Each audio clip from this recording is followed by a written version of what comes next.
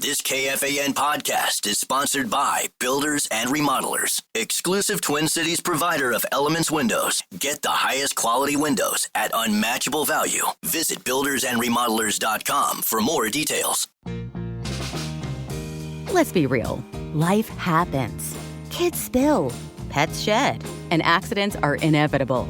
Find a sofa that can keep up at washablesofas.com. Starting at just $699, our sofas are fully machine washable inside and out, so you can say goodbye to stains and hello to worry-free living. Made with liquid and stain-resistant fabrics, they're kid-proof, pet-friendly, and built for everyday life. Plus, changeable fabric covers let you refresh your sofa whenever you want. Need flexibility? Our modular design lets you rearrange your sofa anytime to fit your space, whether it's a growing family room or a cozy apartment. Plus, they're earth-friendly and trusted by over 200,000 happy customers. It's time to upgrade to a stress-free, mess-proof sofa. Visit washablesofas.com today and save. That's washablesofas.com. Offers are subject to change, and certain restrictions may apply. Lenovo is built for creators who don't wait for inspiration. They chase it. With inventive tech, built-in AI tools, and seamless performance, Lenovo devices powered by Intel Core Ultra processors are designed to bring your wildest ideas to life faster. That's the power of Lenovo with Intel inside. Enjoy flexible financing, rewards on every purchase, and free shipping. And students get special offers when you create an account at Lenovo.com. Lenovo.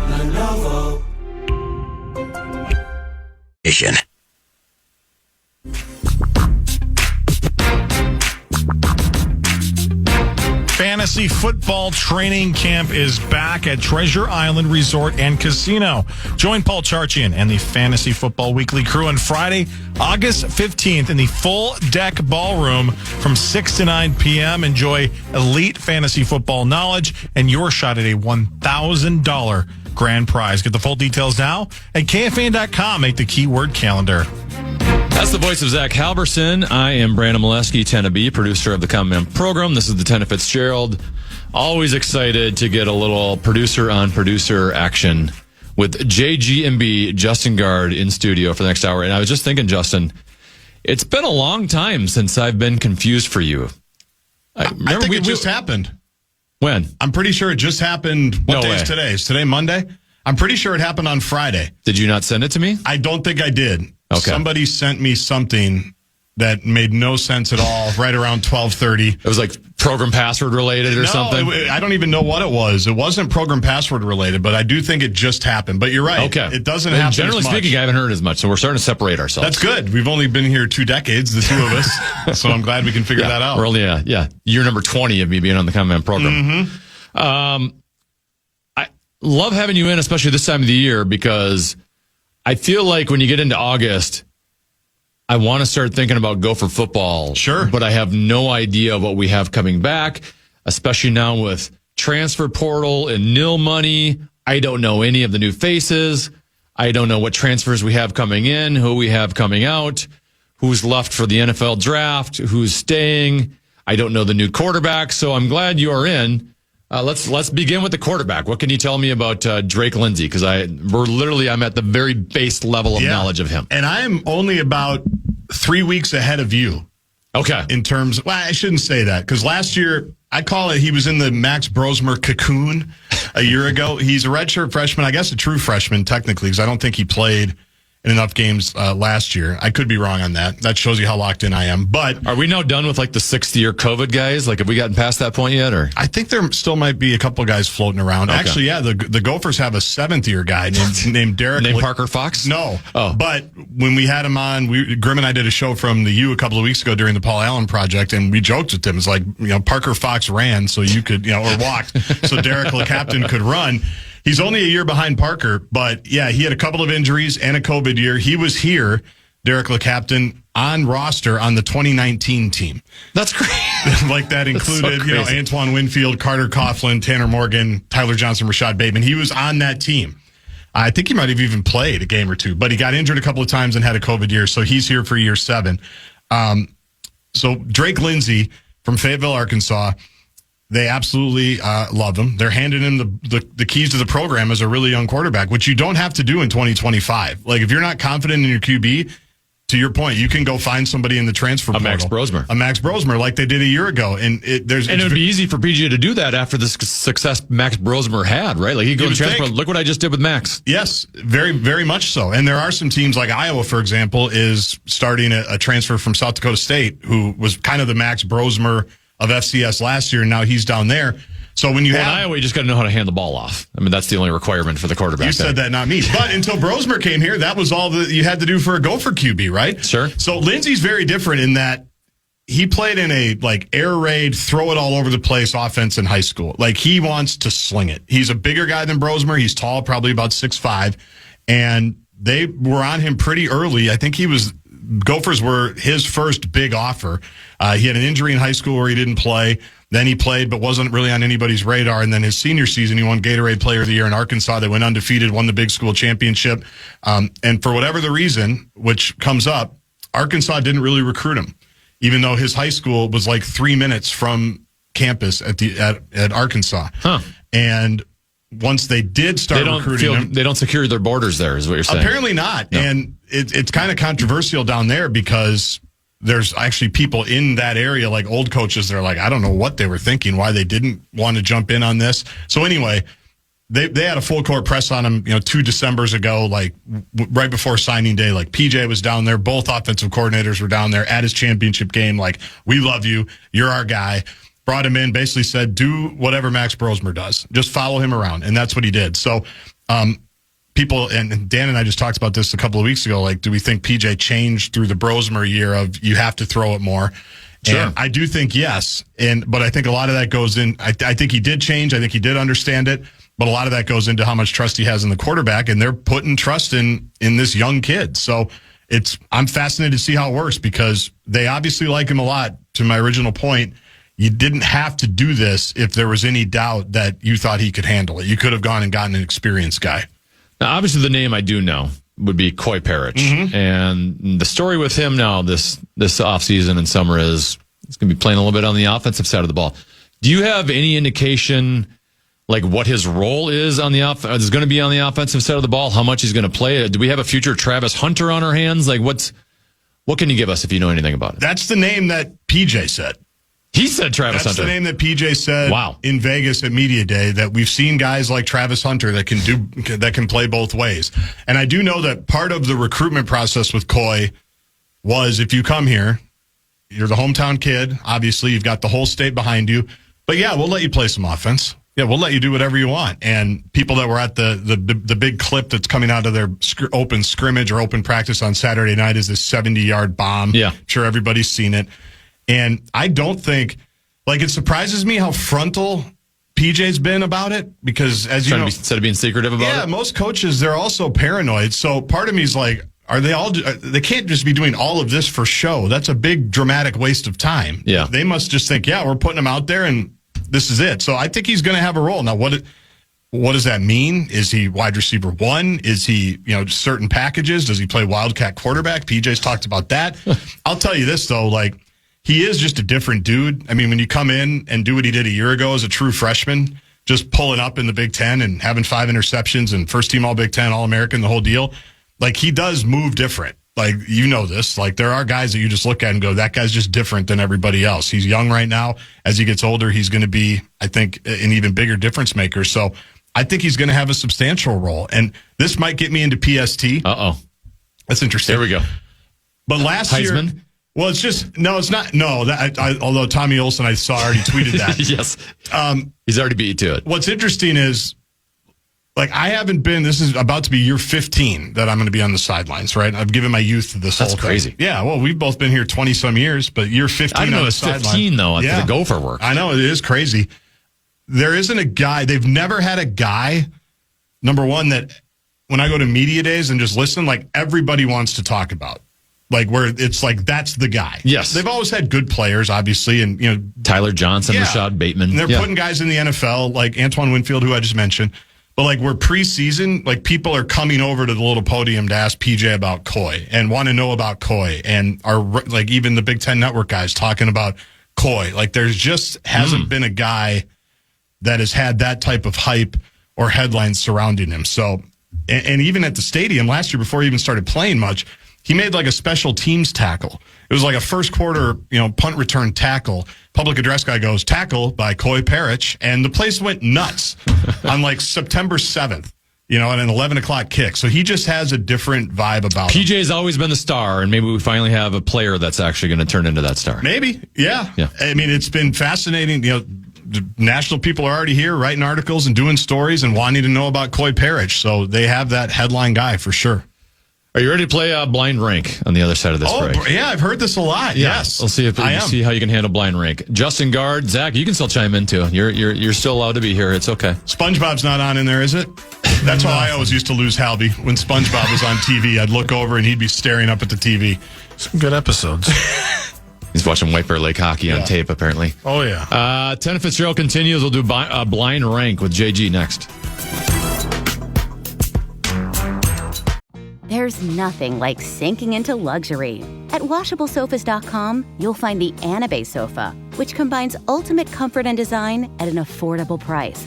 And get this, it's the only sofa that's fully machine washable from top to bottom, starting at only $699. The stain-resistant performance fabric slipcovers and cloud-like frame duvet can go straight into your wash. Perfect for anyone with kids, pets, or anyone who loves an easy-to-clean, spotless sofa. With a modular design and changeable slipcovers, you can customize your sofa to fit any space and style. Whether you need a single chair, love seat, or a luxuriously large sectional, Anabe has you covered. Visit WashableSofas.com to upgrade your home. Right now, you can shop up to 60% off store-wide with a 30-day money-back guarantee. Shop now at WashableSofas.com. Add a little to your life. Offers are subject to change and certain restrictions may apply.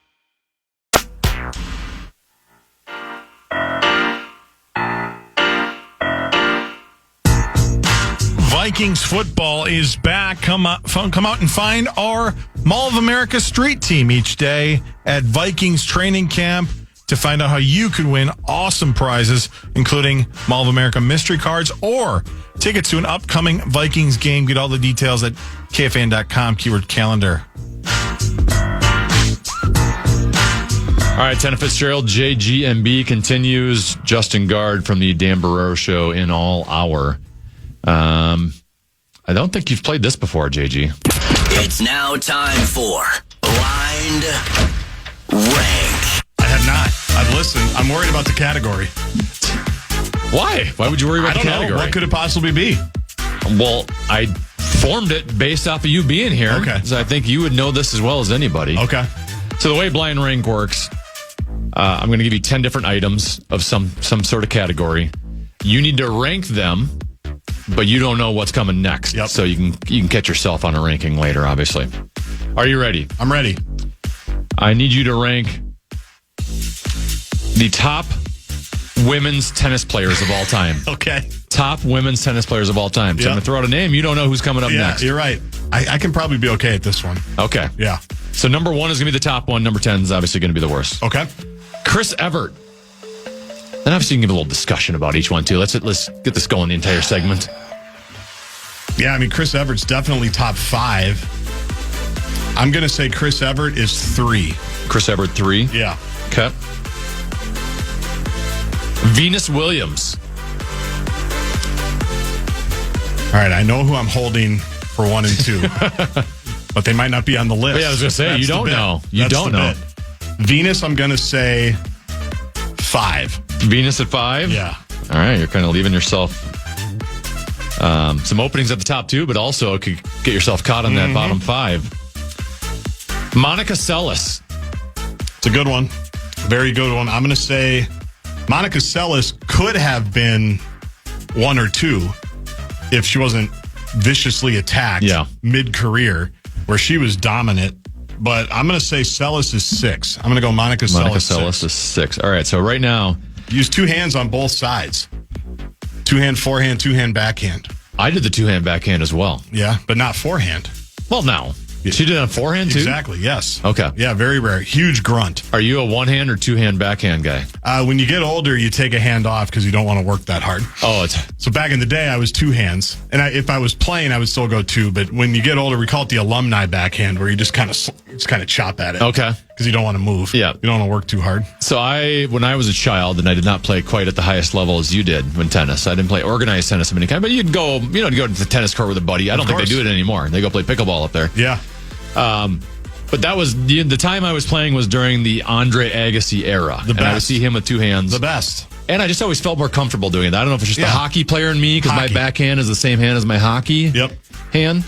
I just could never do the one-handed backhand. So it's hard. So even now, if I play pickleball, which I do occasionally, which is a lot harder to do hands on the smaller paddle, I'll still try to get the second hand on there. You don't see too many people do the one-handed backhand anymore because it's difficult. Oh, even at the higher levels, they don't do it very often? It's more difficult. Federer had one. It was like So I was ahead of my time, is what you're saying. You were right there in the meaty part of the curve. Yeah. Yeah, you were right there. All right, so right now you have Chris Evert at 3, Venus Williams at 5, Monica Seles at 6. So you got 1, 2, 4, 7, 8, 9, 10 remaining. Yep. I feel pretty good. Billie Jean King. I'm going to say Billie Jean King. Man, this is a tough one. It's going to be 4 or Did you 7. even get to see her play at all? No, but Clearly there's a legacy there. She had a huge, the legacy is ongoing. She's, if we're just talking about like pure, I'm going to get ripped. We're not going off a legacy though. I know. I'm going to have to say 4 for Billie Jean King. You're not leaving yourself much room here. No, I know. All right, so you have 1, 2, 7, 8, 9, 10 remaining. I might butcher this name. Caroline Wozniacki. Wozniacki. I'm going to put her at 10. Oh, wow. Yep. Why is that? She's fine. I mean, Hall of Famer, great player, but in terms of all time, she had a good run. Dated Rory McIlroy for a while. Is that right? Yeah. Good for him. And then he broke up with her, I think. I do remember that little fling they had going on. Married to a basketball player now. Who's that? David Lee was his name. Played at Villanova, I think. No, wait, that's Kim Clijsters. Is Kim Clijsters on this list? I can't tell you. I got to think about this. Maybe I'm right with Wozniacki. It's not important. We'll move on. All right, so you have 3, 4, 5, 6, and 10. You have 1, 2, 7, 8, 9 remaining. I'll be honest, I've never heard of this person, but according to all the rankings, she's high up there. Margaret Court. Yeah, she holds the most. If you're going by the numbers, she holds the record majors. Like, really? Yeah, Serena was forever chasing her. I think she finished with 24 major championships. Serena, I think, finished with 23. So Margaret Court, Australian. I mean, by the numbers, she's number 1, but this is my list, so I'm going to put her at number 8. At 8. All right, so Margaret Court at 8. You have 1, 2, 7, 9 remaining. Steffi Graf. Oh, that's where I screwed up. I have to put her. You know what? I'm putting her number 2. Wow. Yeah, I'll put her number 2. What do you like about her? All she did was win. I mean, she had to have almost 3 dozen majors, maybe 2 dozen, and a gold medal. She won the Golden Slam in 1988, all 4 majors and the gold medal. Won a French Open 6-0, 6-0, I think, in like 32 minutes. She was great. One-handed backhand as well. Just pure slice. Slice backhand, slice backhand, slice backhand. Had a crazy father. Like her husband, Andre Agassi, had a crazy father. They bonded over that, apparently. Great forehand. Daddy issues? Pretty much. Great forehand. Unbelievable slice. Did you have a crazy father? Not too bad. Do you wish you would have had a crazier father? Would have helped your tennis career more? No, I think it was a good level of crazy, but also with sanity, with a little bit of empathy. Yeah, I think it was good. So yeah, Steffi's got to be number 2. All right, so you only got 1, 7, and 9 remaining. Probably a good time for this name to be released for you then, so you're not at a tough decision. Serena Williams. Yeah, she's 1. That's who I was holding for number 1. Also the best dancer at a halftime performance. That's true. Well. Did a great job. Did that dance at Wimbledon center court after she won. Even though she didn't, I don't think end up with the most majors of all time. Unbelievable career, impact through the roof. She's obviously. the GOAT. Yeah, the Williams sisters. And Venus, by the way, is still playing at like 45 years old. Yeah, I just saw that. Yeah, has not yet retired. She's trying to play in the U.S. Open. Is playing in the mixed doubles at the U.S. Open, which is very cool. It's weird to have professional athletes still exist that are my age. Right? right? Like Rich Hill. Yeah. Tom Brady was playing up till Jaromir Jagr, I believe, is still trying to play like professional hockey, like in his upper 50s in Europe. Thank you for unlocking Serena, because now I don't have to. Yeah, the last two. So you have 7 and 9 available. Martina Hingis. I'd put her at 7. Really? Yeah. I think she had a great run, late 90s, early 2000s. All right, we're going to see if you're going to regret having this one at 9 then. Martina Navratilova. Yeah, big time regret. Yeah, huge regret. Huge regret. That was the one I was waiting for, too, and then I forgot about it late. Martina should probably be on this list. She should probably be ahead of Chris Everett. She should probably be 3. Okay. Actually, she should probably be 2 or 3, I would think. But other than that, I feel pretty good about... You finish with Serena at 1, Steffi Graf 2, Chris Everett at 3, Billie Jean King at 4, Venus Williams at 5, Monica Seles at 6, Martina Hingis 7, Margaret Court 8, Martina Navratilova 9, and Caroline Wozniacki at 10. Yeah, I feel pretty good. Martina's getting the short end here, but I feel pretty good about what I did with the rest of them. People can maybe disagree, but I should have held probably 2 for Martina, or maybe 3 for Martina, but... That's it. Out of the 10, that's the only one I feel bad about. That's it for Blind Rank. I have one of your tweets I'd like to address after the break, and then obviously we'll talk a lot of Vikings and Twins on the other side of the break. This is JG&B, Justin Gaard, in for one final segment on the Tennafitzgerald.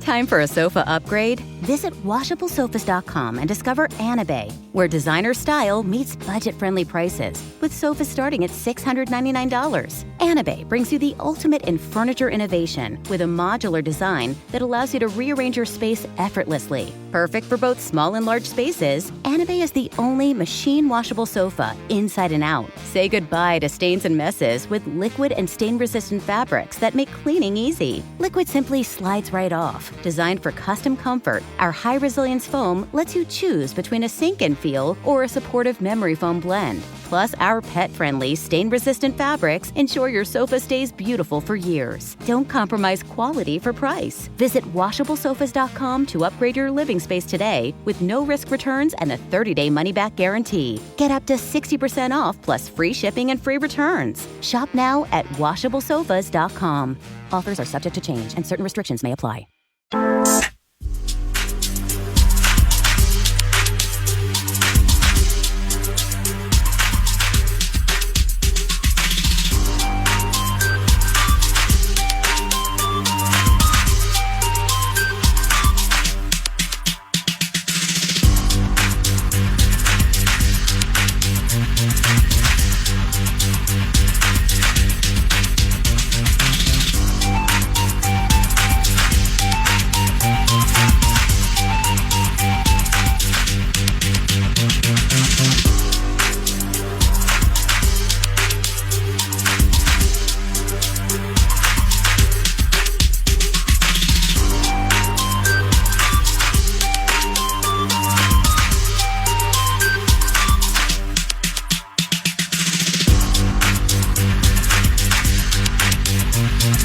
JG&B, one final segment.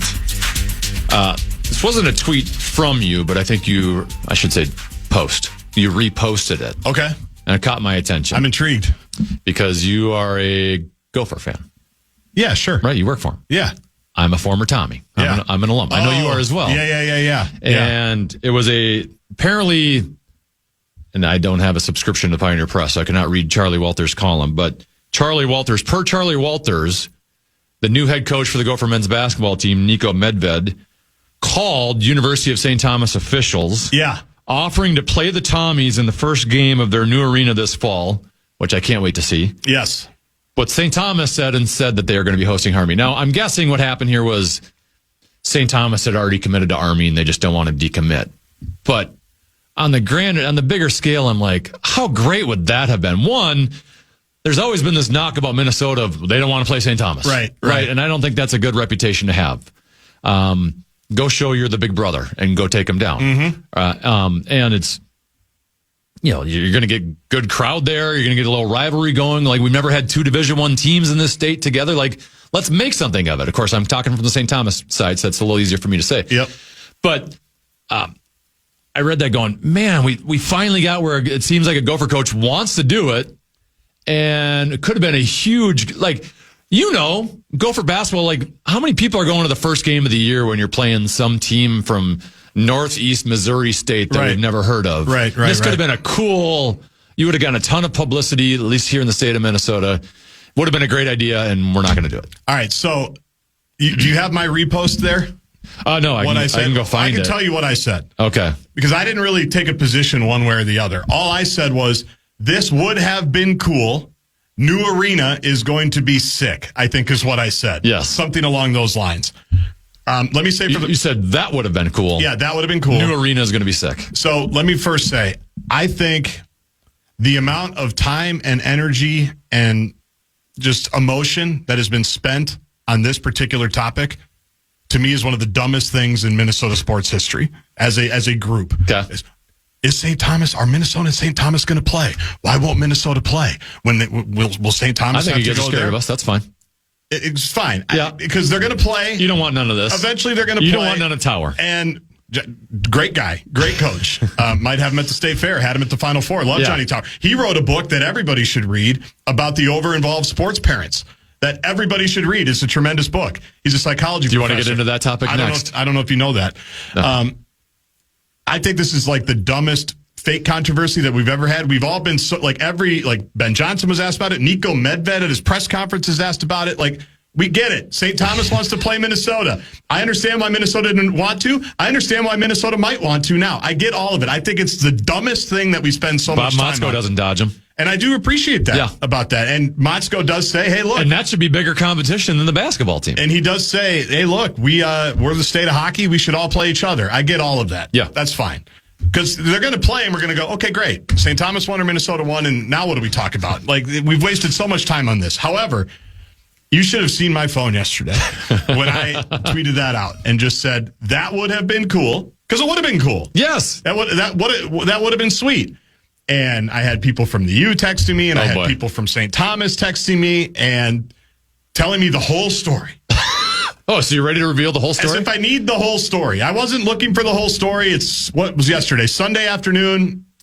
Essentially, the way I understand it was, so the people that gave the money for the arena, the Anderson family, who basically, they're like the same. Penny and Lee. Yeah, you know them, right? Well, they're naming the arena after them. They name everything after them. They should. They've been unbelievable donors, right? It should be the University of Penny and Lee Anderson. It's pretty much one check away from that.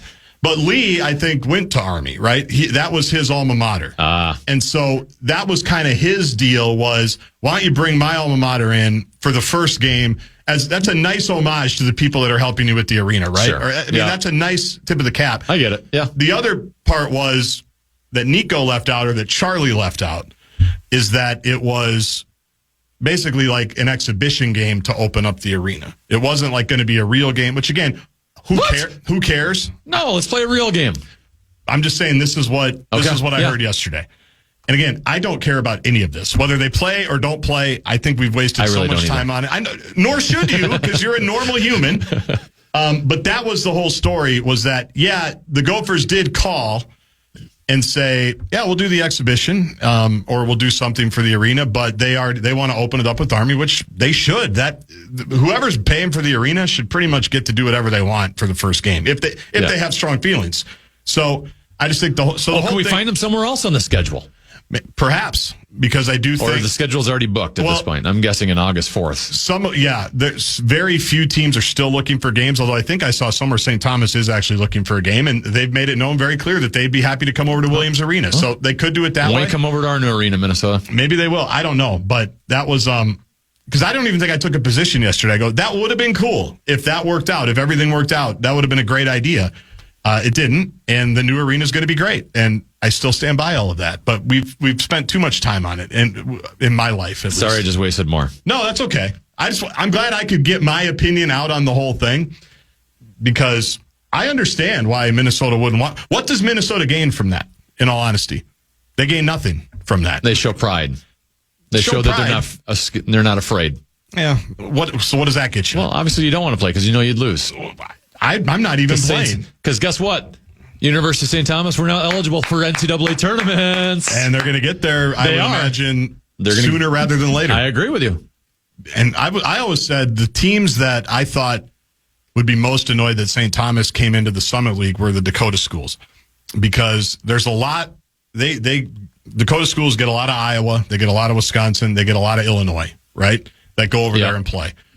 And now to be able to stop in St. Paul, if you're in Illinois, you are in Wisconsin, go, hey, this is pretty nice. I might want to play here. That's who Iowa said. We'll see if that theory plays out, but.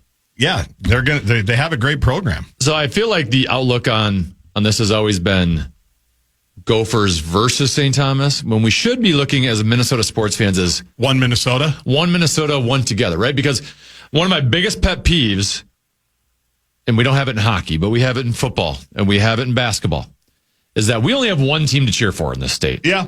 And every other state in the country has dozens of basketball teams that can get to the NCAA tournament. That's true. They have multiple football teams that could shine. And we've always just had one. And let's face it, it always hasn't been the strongest one. Correct. For certain.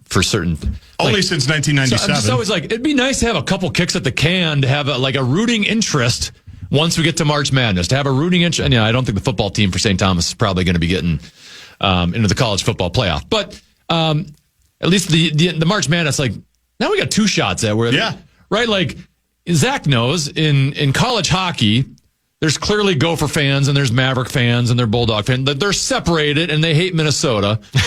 But if our team doesn't get to the NCAA tournament and get to the Frozen Four, we're cheering for the other Minnesota teams first. Yep. I'm cheering for St. Cloud State when they're facing North Dakota. Yeah, right. I'm cheering for Bemidji State if they have to take on Wisconsin, right? So we all come together.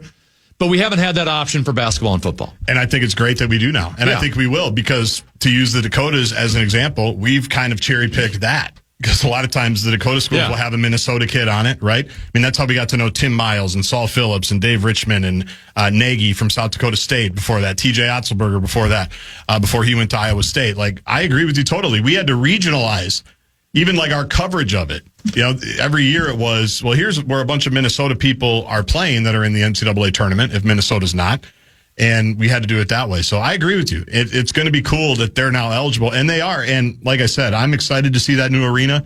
I would love to get over there. I think I'm going to get over there in the next couple of weeks. They've got some media tours set up, so we'll check it out and get ready for that Army game to open up everything. Let's move on to the Minnesota Twins. I don't know if you are aware, but at the trade deadline, they gave away half their team. Ooh. And the fan base has had a pretty strong reaction to this. Yes. And I'm curious as to what your reaction has been, because I feel like there are a lot of people, even in the media, that are falling for it.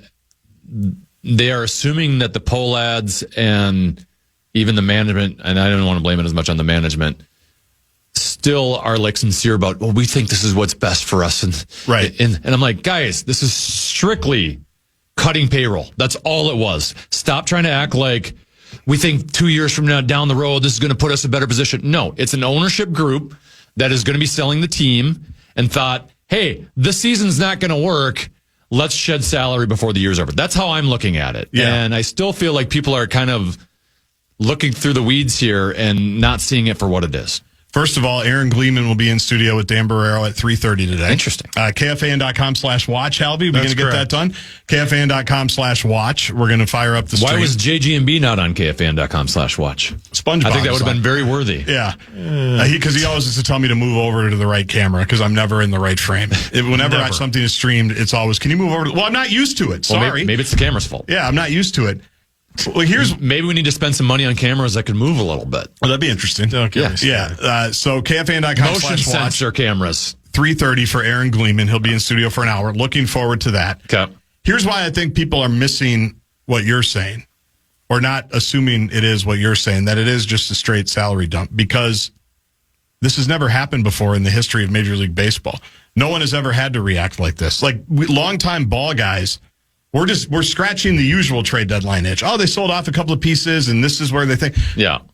But Jason Stark, who's covered baseball forever, I think he's in the Hall of Fame, literally said, I've never seen anything like this. No. It was so unprecedented. So that's all it can be. And it's not an awful team. Apparently not. Like, judging by the amount of players that were just acquired by a trade, they have quality players. And Duran's already looked good. I saw Correa hit a dong yesterday at Fenway. Like, things are going great for the guys that they traded. Willie Castro's already got 3 hits in 2 games. I think he had a triple for the Cubs the other day. So guys are energized by moving. I mean, Griffin Jackson asked for a trade. That's a tough L. Like, that's tough. I don't blame him. You're right. If I saw that the way they're approaching it, I'd go, I'll take a trade. Well, when you think about, I mean, just what they did with Correa, and which, by the way, isn't indefensible. He had not been very good for them, obviously, and he has a huge contract, and they still have a bunch more to give away, but they just gave him away. I mean, they just literally gave him away and said, we'll pay some of the salary. We just don't want to pay all of it the rest of the time. We're not going to be any good anyway. Why would we do this? That is really the only way to look at it. It's what is the actual plan? What is the actual plan from here is my biggest question, because there doesn't really appear to be one. You can say, we like maybe these guys, and remember 2 years ago, we didn't know who Duran was either, and they got a couple of interesting pieces in there, but who's going to be running this team? Who's going to be owning this team? I tend, the more you think about it, to agree with you that they just wanted to strip it down to the parts and say, and save money. Hopefully we can sell this thing sooner rather than later and let the new ownership group basically have a fresh palette and a fresh start to do whatever the hell they want. Because this is not a retool. This is a full-on rebuild. And I didn't look at that team saying they need a full-on rebuild. I would look at it and go, they've got pieces. Well, including... Right? You've got Lopez and Joe Ryan in control that you can work around. You've got Buxton, who's playing at a level that we haven't really seen for this long.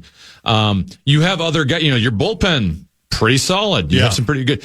Royce Lewis, if he ends up becoming the Royce Lewis we saw, 2 years ago, like, they have pieces to work with where you're not that far off. And that's why the moves they made is not for 2026. Right. This team is more likely to be in Chicago White Sox, Colorado Rockies territory next year than they are anywhere close. This is a 3-4 year thing, and they're going to be awful here for a couple years in a row. I mean, if the Pohlads somehow don't sell the team, they ain't putting more money into it. So you're going to have a very low payroll next year. Like I said, you're going to be at White Sox level next year. Yeah. Now, if they sell it, who knows? The question marks around who they would sell it to and what's going to happen. But even then, I would think, well, that's not going to be a 1 year fix, and they're going to be putting out a great team next year. Like, next year, they're going to be really, really bad. And I don't think they were in a position. I thought they were close enough where they didn't need to rebuild the whole thing. The in control part of it is what I think is puzzling, because they traded 5 players that had multi-years left, like arbitration too, like where you can just go, we'll meet in the middle. Like, we don't have to pay more than we really want to. You can, Joe Ryan's an example of that, which is why it would have been, to me, crazy to trade Joe Ryan when you think about his contract now and what he could command somewhere else down the road. And when you trade Louis Varland, who, like, everybody thought was like the closer in waiting, there's 52 Varlands he's one of us that go to every game because he's one of us. And you trade that guy? Yeah. Like, what in else? Control for a cheap salary. Forever. Having a great year. Forever. I think he was like 2030 or 2031. It was a ridiculously long time that you had this guy. So that's where it does. It's just like, you just don't want to pay anybody, and we're just going to try to sell this thing. Hopefully, because we're hearing those reports now that, there's someone...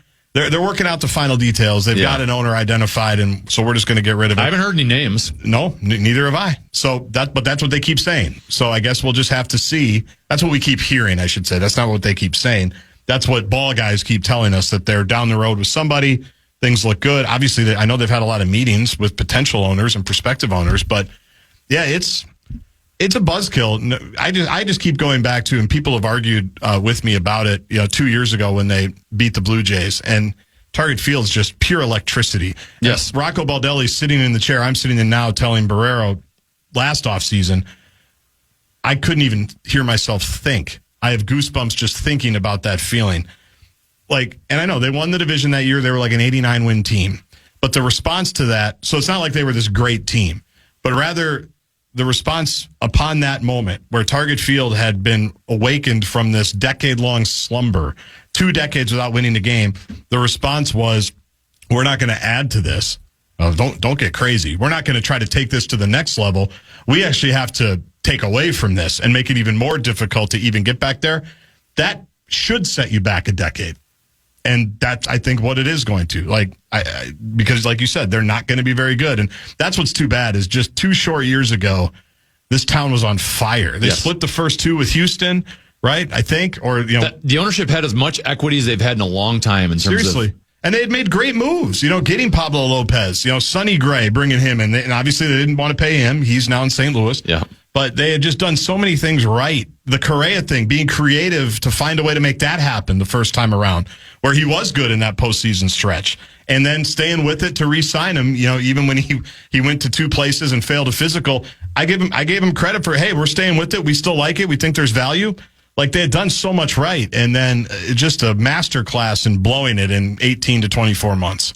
I am curious if we could get Derek Falvey's true feelings and opinion. Yeah, I know. Because he has to be looking at this. One, like, he worked hard to build what they had. Right. Two, he's got to know, like, his time is short here. Right? If they sell the team, odds are new ownership would probably want a new GM. Right. And even if there was a chance that they would keep Derek Falvey, well, he just blew up the entire thing he's been working with, and he's not going to be able to win with this current roster moving forward. The rest of this year is going to be a disaster. Next year is going to be a disaster. So, like, he's just like in a no-win situation right now. You really have, his only card is, by the way, I built this stable of great prospects and pitching and all this stuff that's about to come up. Like, you're right. That's the only thing that could really save him, potentially, right? It's going to take 4 or 5 years for that to come to fruition. Yeah, probably. Other than that, everything's great. It is, but I do feel bad. Like, I always feel bad for the fans, because there are people like that love the Twins, that want to go to every game, that still text us 64686 every day, that are bummed about this whole thing. And that's and the people obviously that have worked there forever that we all know, like, they're caught in these crosshairs. So it's a buzzkill, no matter which way you slice it. You got Gleeman at 3:30. Anything else on the show today? Another St. Thomas grad, John Krasinski. Yes. At 5:30. I'm sure we'll talk about, the Gophers ducking him again or giving him an offer they couldn't accept. One of the two. Thank you. Appreciate your time as always. Of course. Anytime. Justin Gaard, JG&B. Zacho, thanks for your help today. Great job, Patana. That was awesome. Great Great job. That was awesome. Yeah, it was good. Thanks for your charisma today, Zach. Appreciate it. Thanks to Peter Bursich as well, analyst for the Vikings Radio Network, for joining. And we'll talk to you tomorrow. Common will be back tomorrow right here on The Fan.